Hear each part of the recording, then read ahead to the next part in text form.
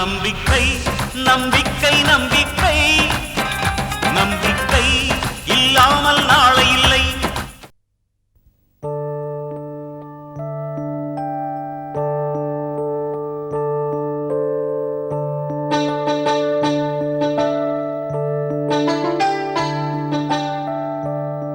வாமா, குழந்தை தூங்கிட்டு இருக்கா? ஆமாம்மா. அண்ணன் வந்து குழந்தையோட பேர் வைக்கிற விழாவுக்கு யார் யார கூப்பிடணும்னு ஒரு லிஸ்ட் போட சொல்லிருக்காரு. அதான் எழுதிட்டு இருக்கேன். சிம்பிளா பண்ண சொல்லுங்கம்மா. அப்பா பாட்டுக்கு ஏதாவது ஆடம்பரமா ஏற்பாடு பண்ணிட போறாரு.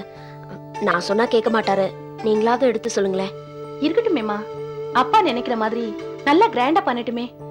குழந்தை பாக்கியங்கிறது எல்லாருக்கும் கிடைக்கிறது இல்லையே. இல்லம்மா, முறைப்படி வசந்த் என்ன கல்யாணம் பண்ணிக்கிட்டு அதுக்கப்புறம் இந்த குழந்தை பிறந்திருந்தா இந்த மாதிரி விழாக்கள்லாம் கொண்டாடுறதுல ஏதாவது ஒரு அர்த்தம் இருக்கு. என்ன இருந்தாலும் எனக்குன்னு ஒரு கௌரவமான வாழ்க்கை அமையலையே. வசந்த் தான் என்னை ஏமாத்திட்டாரே. அன்னைக்கு ஹாஸ்பிட்டல்ல ஒரு ஏழை தகப்பன் தனக்கு பொன் குழந்தை பிறந்தத எவ்வளவு சந்தோஷமா கொண்டாடினாரு. ஆனா வசந்த் இதுக்காக சந்தோஷப்படலைனாலும் பரவாயில்ல, என்ன சந்தேகப்பட்டு பேசினாரு. அம்மா, வெளியில தான் தினமும் எல்லார்கிட்டயும் நான் சிரிச்சு பேசிட்டு இருக்கேன். ஆனா மனசுக்குள்ள என்னால இன்னும் மறுக்க முடியலமா. தினம் தினம் இத நினைச்சு அழுதுகிட்டு இருக்கேன். நந்தினி, நீ வசந்துக்காக உண்மையானவளா வாழ்ந்திருக்க. அவன் தாமா உன்னை ஏமாத்திருக்கான். உன் பக்கம் நியாயம் இருக்கு. எதுக்கு அவனுக்காக நீ அழணும்? இந்த உலகத்துல யாருமே நேசிக்க முடியாத அளவுக்கு வசந்த நான் நேசிச்சேம்மா. ஒருவேளை என் மனசுல இவ்ளோ பழி உணர்ச்சி வந்ததுக்கு காரணம் கூட அவரை நான் அதிகப்படியா நேசிச்சதுதானோ என்னமோ எனக்கு தெரியல. வசந்த நான் கொண்டுட்டதா என் மேல கேஸ் போட்டு ஜெயில வச்சிருக்காங்க. ஆனா ஒவ்வொரு நாளும் வசந்த் உயிரோட இருக்கணும், அவருக்கு எதுவும் ஆயிடக்கூடாதுன்னு கடவுள் கிட்ட நான் தினமும் வேண்டிக்கிறது யாருக்கும் தெரியாதுமா. எனக்கும் அந்த ஆண்டவனுக்கும் மட்டும்தான் தெரியும். நந்தினி, நீ இந்த மாதிரி நேரத்துல எதை பத்தியுமே நினைக்க கூடாதுமா. என்னால எதையுமே மறக்க முடியலையம்மா. அதுதான் பிரச்சனையே.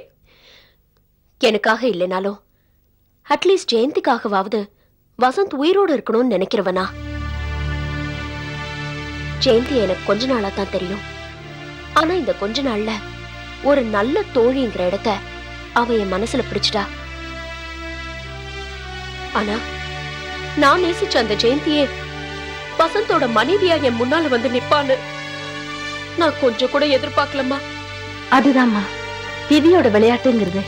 ஆமா, ஜெயந்திய நான் என்னைக்குமே போட்டியா நினைச்சதில்ல. ஆனா அவங்கதான் என்ன சரியா புரிஞ்சுக்கல. வசந்த நான் தான் ஏதோ பண்ணிட்டேன்னு நினைச்சுக்கிட்டு என்கிட்ட சவாலெல்லாம் விட்டுட்டு போனாங்க. சிந்தாமணிங்கிற பாம்பு அடிக்க மட்டும்தான் இந்த கை நீளுமே தவிர ஜெயந்திங்கிற அழகான பட்டாம்பூச்சிய நான் ஏமா அடிக்க போறேன்? ஆனா அவங்க அதை புரிஞ்சுக்கலையே. அன்னைக்கு என் வளகாப்பு விழாவுக்கு ஜெயந்தி வந்தோன்ன எனக்கு எவ்வளவு சந்தோஷமா இருந்தது தெரியுமா? அதே மாதிரி என் குழந்தையோட பெயர் சூட்டு விழாவுக்கு அவங்க வந்தாங்கன்னா நான் ரொம்ப சந்தோஷப்படுவேன். ஆனா என்ன பண்ண முடியும்? இப்பதான் அது சாத்தியம் இல்லையே. நந்தினி, நீ ஆசைப்பட்டேனா குழந்தையோட பேர் சூட்டு விழாவுக்கு ஜெயந்தி நான் கூட்டிட்டு வரட்டுமாமா? வேண்டாமா. எங்க 2 பேர் பாதியும் இப்போ வேற வேற திசையில போயிட்டு இருக்கு. இனிமே நாங்க 2 பேரும் சந்திக்கவே முடியாது.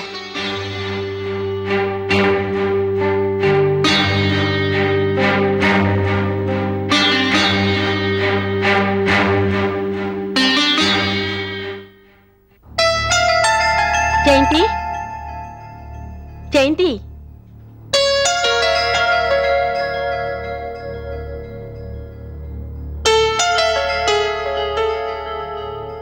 வாங்க உட்காருங்க. பரவாயில்லம்மா, இருக்கட்டும். நீ எப்படி இருக்கேன்னு என்னால கேட்க முடியலம்மா. இருந்தாலும் கொஞ்ச நாள்ல உன்னோட கவலையெல்லாம் தீர்ந்து நீ நல்லா இருப்பேம்மா. நந்தினிக்கு குழந்தை பிறந்துருச்சுன்னு கேள்விப்பட்டேன். ஆமாம்மா, நந்தினிக்கு ஜெயிலே பொம்பளை குழந்தை பிறந்துருச்சு. அப்புறமா அவளை பிரைவேட் ஹாஸ்பிட்டல் அட்மிட் பண்ணோம். இப்பதாம்மா வீட்டுக்கு கூட்டிட்டு வந்தோம். இப்போ நந்தினி எப்படி இருக்காங்க? கடவுள் அருளால நந்தினி நல்லா இருக்காம்மா. அவளை அழிக்கணும்னு நினைச்சவங்க தான் இப்ப அழிஞ்சிட்டு இருக்காங்க. என் கணவர் எங்க போனாருன்னே தெரியாம நான் தவிச்சிட்டு இருக்கேன். ஆனா நந்தினி இந்த விஷயத்துல கொஞ்சம் கூட அக்கறை எடுத்துக்கல. வசந்த் காணாம போனதுல நந்தினிக்கு சந்தோஷமே இல்லம்மா. என்ன இருந்தாலும் நந்தினி சுமந்தது வசந்தோட புள்ளையே தானம்மா.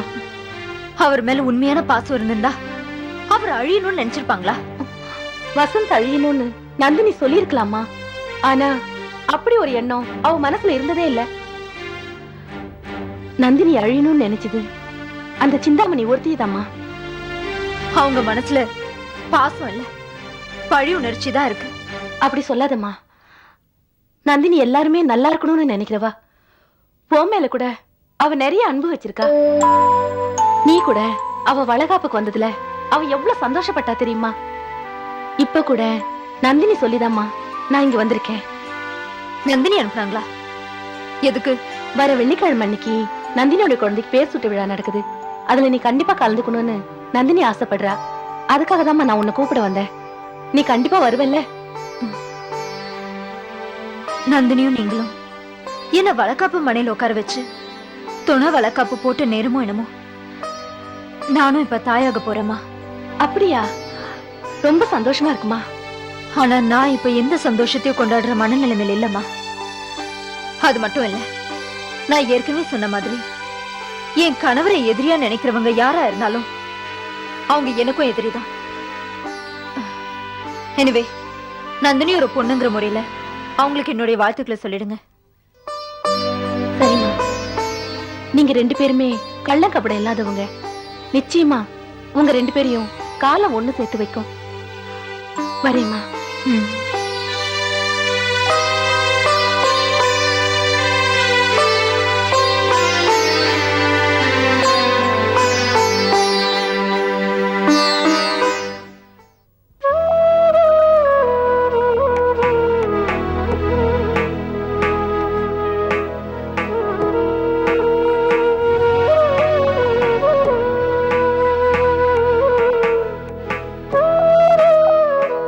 வாங்கப்பா.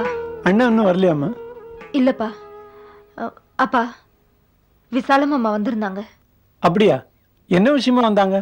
நந்தினிக்கு பெண் குழந்தை பிறந்திருக்குப்பா. வர வெள்ளிக்கிழமை பேரு வைக்கிறாங்களா.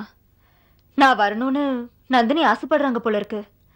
அதான் நம்மளை கூப்பிட வந்திருந்தாங்க. ஒரு நாளைக்கு நான் 10 மணி நேரத்துக்கு மேல மாப்பிள்ளை கூட ஆபீஸ்ல இருந்திருக்கேம்மா. அவரை பத்தின உண்மையை தெரிஞ்சுக்க முடியாம போச்சே.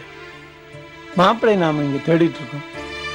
மாப்பிள்ளை தொலைஞ்சு போன வருத்தத்தை விட அவரை பத்தி தெரிஞ்சுக்கிட்ட உண்மை ரொம்ப வருத்தப்பட வச்சிருச்சுமா. இப்போ சொல்றேன்ப்பா, அவர் மேல எனக்கு எந்த கோவமும் இல்ல. நீங்க வேதனைப்படுற அளவுக்கு அவர் அப்படி என்னப்பா தப்பு செஞ்சுட்டாரு? ஒரு பொண்ணுக்கு துரோகம் செஞ்சிருந்தாலும் அந்த துரோகத்துக்கு காரணமா நான் தானப்பா இருந்திருக்கேன். எப்படிம்மா சொல்ற? ஆமாப்பா, அவர் என்னை எந்த சூழ்நிலையில கல்யாணம் பண்ணிக்கிட்டாருன்னு உங்களுக்கு நல்லாவே தெரியும். என் உயிரை காப்பாத்துறதுக்காக அவர் எடுத்து முடிவு பாது. நந்தினிங்கிற ஒரு பொண்ணோட அவர் பழகுறாருன்னு எனக்கு தெரிஞ்சிருந்தா நான் அப்பவே விலகி போயிருப்பேன்பா. ஆனா கல்யாண மேடையில அவர் இந்த உண்மையை சொல்றதுக்கு நம்ம அவகாசமே கொடுக்கலையேப்பா. அப்படி இருக்கும்போது அவரை குற்றவாளின்னு சொல்றதுக்கு நமக்கு எந்த தகுதியும் இல்ல. என்னவோம்மா, உன்ன மாதிரி இவ்வளவு பெரிய விஷயத்த இவ்வளவு சாதாரணமா எடுத்துக்க என்னால முடியாதுமா. தன்னோட மாப்பிள்ளை இன்னொரு பொண்ணோட தொடர்பு வச்சுக்கிட்டு ஒரு பிள்ளையும் பெத்துக்கிட்டாருன்னா எந்த அப்பனாலமா தாங்க முடியும்? அவரோட வாரிசு இந்த உலகத்துக்கு வந்திருக்கு. அது வந்த நேரமாவது அவர் நல்லபடியா திரும்பி வருவாருன்னு நான் எதிர்பார்க்கிறேன்ப்பா.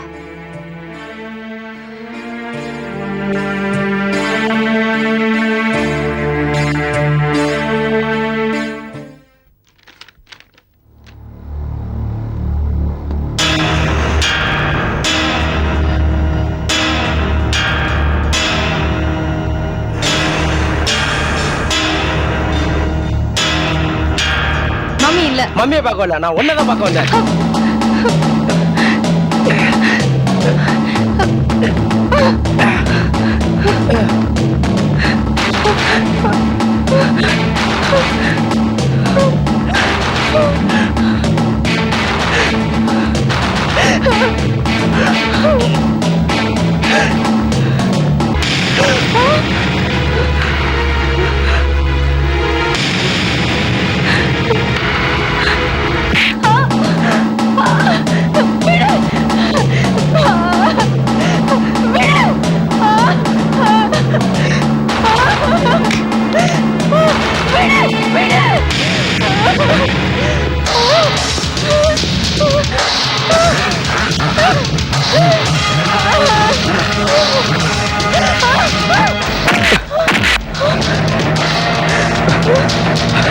அங்கிருமா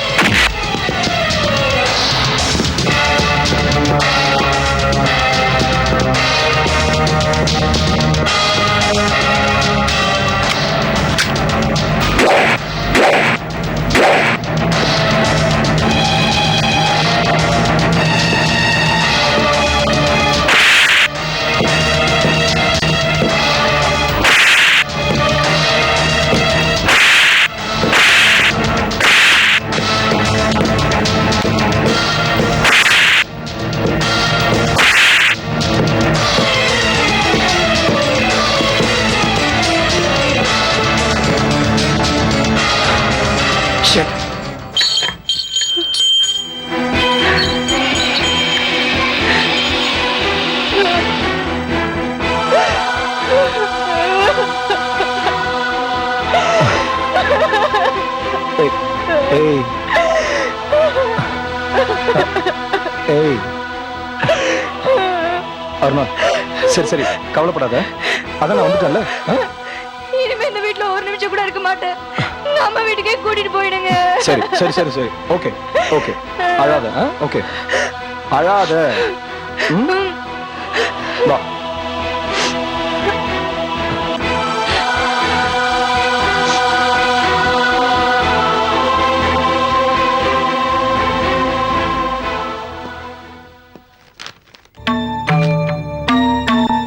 வாமா அருணா.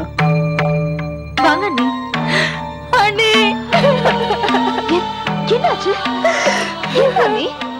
என்ன நடந்ததுன்னு சொல்லுங்க. ஏன் இப்படி அழுவுறீங்க? நான் அந்த வீட்டுக்கு போக மாட்டேன் அண்ணி.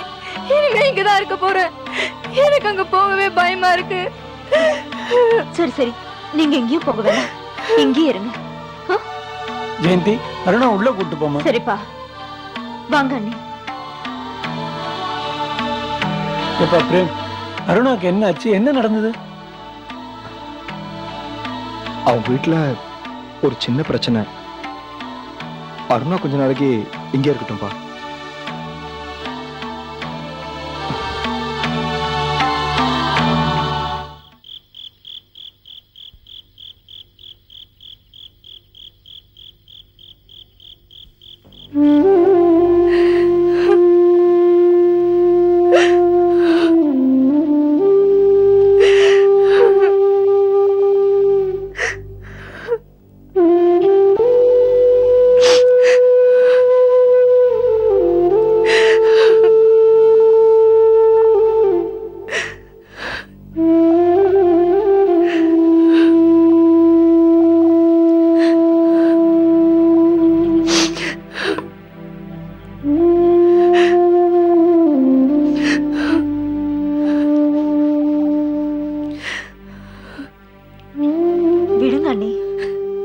அதையே நினைச்சிட்டு இருக்கீங்க?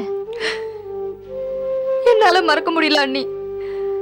சரியான நேரத்துல என் புருஷன் வந்து என்ன காப்பாத்தலன்னா என் கதி என்ன ஆயிருக்கும்? அது நினைச்சாதான் எனக்கு பயமா இருக்கு. சில ஆண்களோட குணமே அப்படிதான் அண்ணி. நாம யதார்த்தமா பழகினா கூட அவங்க அதுக்கு ஒரு அர்த்தம் கண்டுபிடிப்பாங்க. பழகினவங்களே அப்படி நினைக்கும் போது உங்க வீட்டுல தங்கியிருந்த ரவுடிங்க உங்ககிட்ட தப்பா நடந்துக்க முயற்சி பண்ணதுல ஒன்னும் ஆச்சரியம் இல்ல அண்ணி. அண்ணன் வீட்டை விட்டு போனதுக்கு அப்புறம் எங்க வீடே யுத்த களம் மாதிரி ஆயிடுச்சு அண்ணி.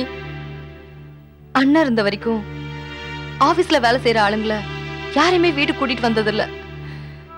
எனக்கு தெரிஞ்சு உங்க அப்பா மேலதான் அதிக நம்பிக்கை வச்சிருந்தாரு.